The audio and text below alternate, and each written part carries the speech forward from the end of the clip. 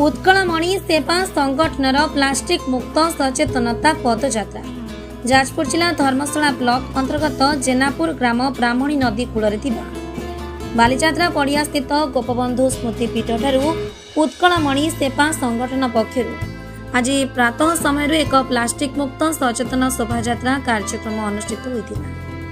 संगठनर सभापति लोकनाथ पुरी कार्यक्रम में सम्मानित अतिथि भाव डाक्टर प्रमोद कुमार पात्र, वरिष्ठ समाजसेवी अजय कुमार दास, प्रफुल्ल कुमार दास, प्रमिला भंज, अवसरप्राप्त प्रधान शिक्षक चंद्रशेखर स्वाई जोगदी प्लास्टिक व्यवहार द्वारा परिवेश उपर यार कौन कुप्रभाव पड़े से विषय बुझाई।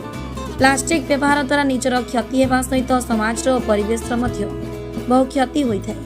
यही शोभायात्रा स्थानीय विद्यालय छात्र छात्री, महिला, बुद्धिजीवी, युव गोष्ठी, स्थानीय अंचल जनसाधारण अंश ग्रहण कर विभिन्न स्लोगान माध्यम ग्राम परिक्रमा कर ऐतिह्य संपन्न बृंदादेईपुर स्थित गड़जात स्मारकी बाजीराउतों पीठ पर्यंत जाइथिले। ए कार्यक्रमटी को करने उत्कलमणि सेवा संगठनर उपदेष्टा मंडली एवं समस्त सभ्य पूर्ण सहयोग करथिले। हाँ, मुझे श्री प्रमोद कुमार मल्लिक, जेनापुर अवसर प्राप्त प्रधान शिक्षक। आज आम बहुत आनंद लगुच अविभक्त जेनापुर ग्राम पंचायत वासी तरफ आपण मानक मीडिया भाई मानक बहुत धन्यवाद दूसरी जे से आज पूर्ण सहयोग करुँच। आज आमर गोटे मुख्य लक्ष्य होची आमर गोपबंधु सेवा संगठन तरफ जो वरिष्ठ नागरिक माने, गोपबंधु सेवा संगठन समस्त कर्मकर्ता माने से आज उपलब्धि करिसेंती जे गोपबंधु सेवा गोपबंधु उत्कलमणि पंडित गोपबंधु को यथातथ सम्मान दवापाई आज दिन तांको आम समर्पित कर देइछु।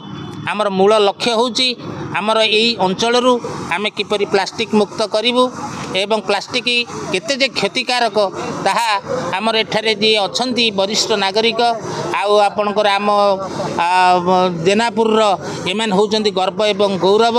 से माने वयस्क हेले मध्य जने डाक्तर बाबू मध्य आम संगे उपस्थित अछंती। प्लास्टिक रो क्षतिकारक प्रभाव संपर्क रे से एते सुंदर वार्ता प्रेरण करिसेंती जेनापुरवासी की तांकरी प्रेरणा तांकरी पृष्ठपोषकत्व रे आमे उद्बोध माने एते उद्बुद्ध हेइछु।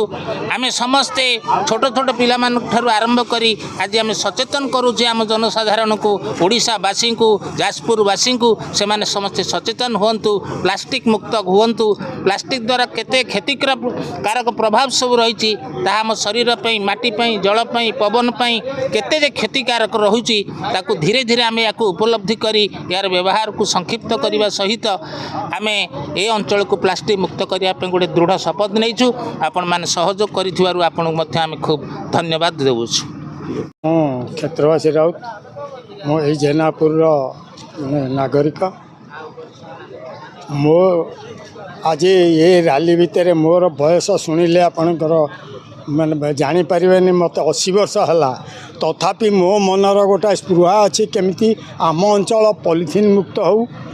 कारण मु ये 80 वर्ष ये प्रकार सुस्थ सबल रही जदि ये अंचल समस्ते निजको एमती भाविकी एमती जब करिपारिबा तेबे ये अंचल आमर सुस्थ हम सब आम भविष्य पीढ़ी भी सुस्थ रहिबो।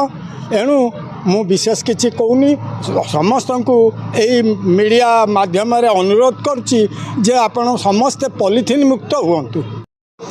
सरोज बेरा कन्वेनर SNM आज दिन थिला इंग्रेज माने आम देश को शासन करुले ए प्लास्टिक आम देश को शासन करुच्ची कर्कट रोग बांटुची। जेनापुर माटी हूँ से जोगजन्मा माटी जो उदीयमान युवक मैंने मुरई मैंने गोटे पण कर सब वार्ड को लेकिन सब युवक मैंने संगठित होती। आज प्लास्टिक हटब, देश बंचब, घर बंचब। प्लास्टिक बोतल आम पा पीबू ना, प्लास्टिक पॉलिथिन आम परिबा आणबुनी, प्लास्टिक को हटाइवाई आम पण करूँ। जेनापुर माटी विप्लव आज आरंभ होती। बाजीराउत स्मृतिपीठर यही पुण्यभूमि आज अभियान आरंभ होती। सारा राज्य में यह प्रचार प्रसारित करने आम गणमाध्यम को अनुरोध करुँ। मु रघुनाथ शतपथी वरिष्ठ नागरिक मोर युवक भाई मानक सचेतन प्लास्टिक विषय सचेतन करूँ माने तांको सहित सामिल होगापाई निजुक परिणत बयस आसी से उत्साह प्रदर्शन करुच्ची। प्लास्टिक मुक्त नहले आम आज रोग मुक्त प्लास्टिक कैंसर कहीं समस्त रोगर मूल कारण तेणु समस्त सचेतना कर दि जाऊँगी उत्कल सेवा संघ मध्यम जे समस्ते सचेतन हूँ प्लास्टिक मुक्त करूँ तेणु आम निरोग रहा सुस्थ जीवन यापन करवा। जाजपुर धर्मशाला कुल्लू पराळଙ୍କ रिपोर्ट ओम मीडिया।